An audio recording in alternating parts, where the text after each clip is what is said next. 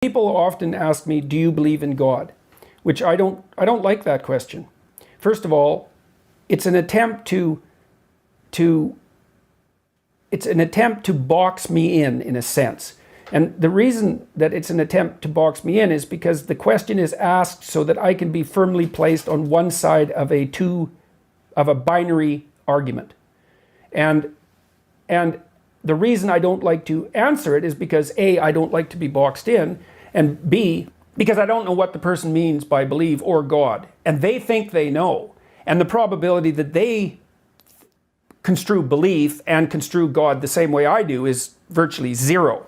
So it's a question that doesn't work for me on multiple levels of analysis. But strangely enough, just as we were talking, the answer to that question popped into my head. I act as if God exists. Now you can decide for yourself whether that means that I believe in him, so to speak.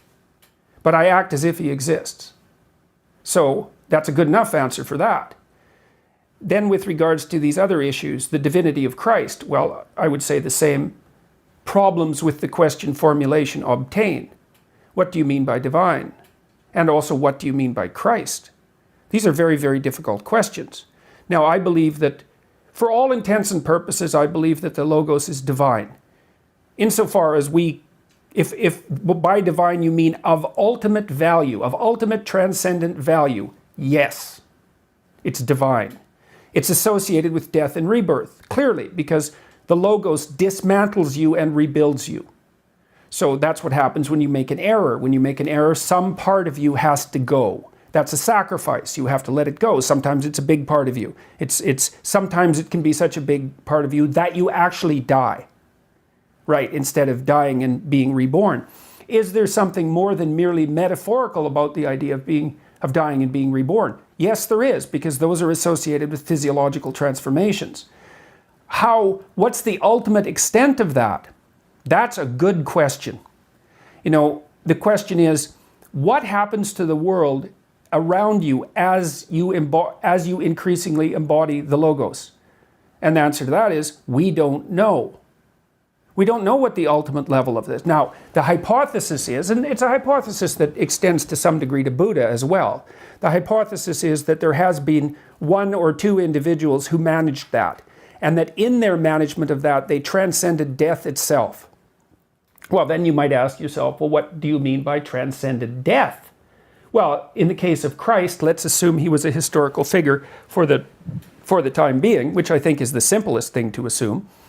I think there's sufficient evidence to conclude that. You could conclude otherwise, but I feel that there's sufficient evidence to conclude that.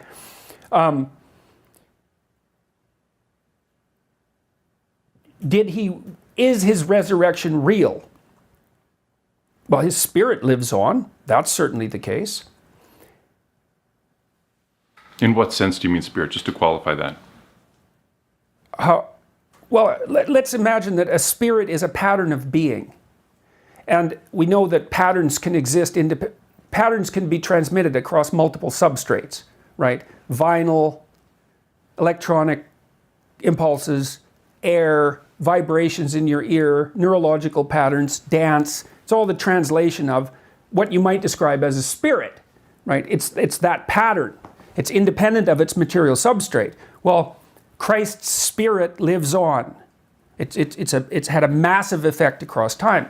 Well, is that an answer to the question? Did his body resurrect?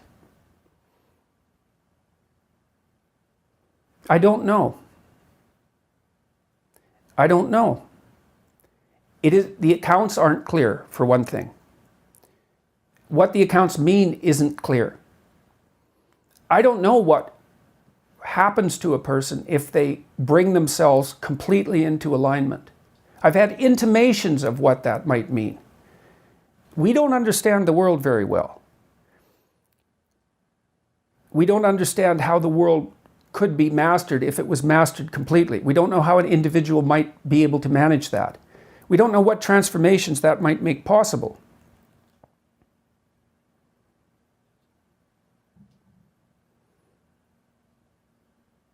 I'm going to do a series on the Bible that's one of the things I want to investigate more thoroughly and formulate my thoughts about more thoroughly, because it is a crucial issue.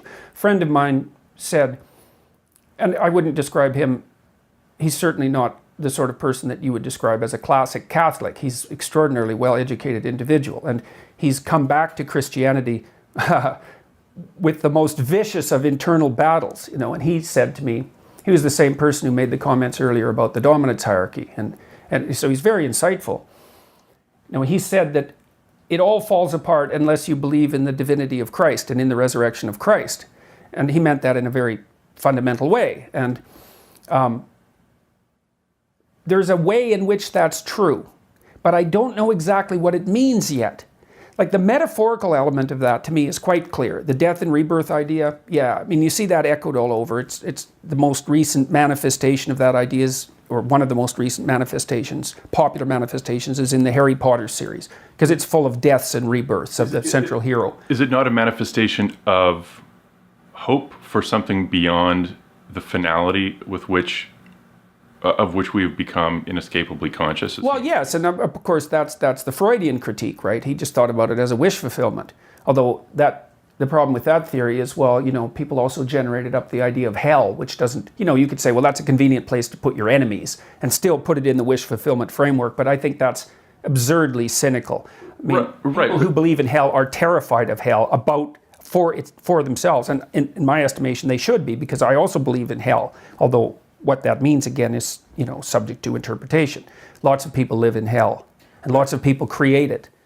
But beyond the sort of the basic Freudian, snide interpretation, is it not a belief in the identification with something that transcends your limited existence? Yes, definitely. But it's funny too, because in the more Christian formulations, there's an insistence on the resurrection of the body, which I find extremely interesting. Even the, say, more sophisticated deist types are kind of willing to go along with the idea that there might be something eternal, transcendent about consciousness, or about the spirit or the soul, something like that.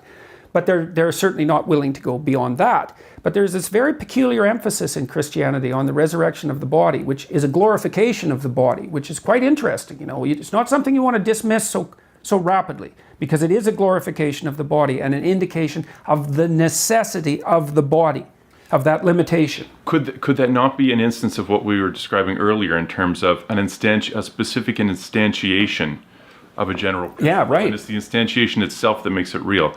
The body is the most real thing that we experience on an individual. Right. Well, and it's real in part because it's limited. Right? It has limitations. So the focus on the mythological representation of the body as resurrected is saying this is more real. This is just as real as you can imagine. Yes. Well, it's an elevation of the material, interestingly enough, right? Not a denial of the material, an elevation of the material. It's a very interesting idea. And as I said, I want to explore that more, because I'm not fully comfortable with my ability to bridge the gap between the metaphorical and the real, although I think that the way that I described it is as close as I can come right now. Magical things happen as the Logos manifests itself. Now that's self-evidently true. When people... And when you say magical, you mean magical for all intents and purposes in terms of our perception as relatively naive human consciousness, or magical in rabbits out of hats? Well, certainly the former. And God only knows about the latter. So, that takes us afield into strange areas.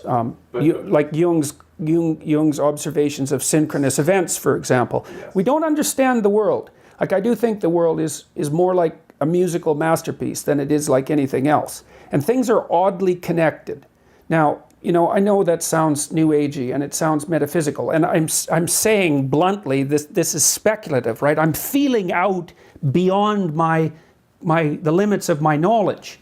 But there are things I'm not willing to dismiss the mysterious, because I've experienced the mysterious in a variety of different ways, and it's very mysterious, very. from a cognitive perspective, is that not the most rational position to take in any case? Because we know our cognition is inherently bounded by a whole range of constraints. Well, we certainly know that we're bounded by ignorance, and that there's far more going on than we know or can know. We do. The problem is that when you start to speculate, it's a projection of your imagination. Now, that's not necessarily a bad thing, because that is actually, knowledge advances through projection of imagination. But the problem is you can see yourself reflected back at you, and then it's self-fulfilling. So you can see what you want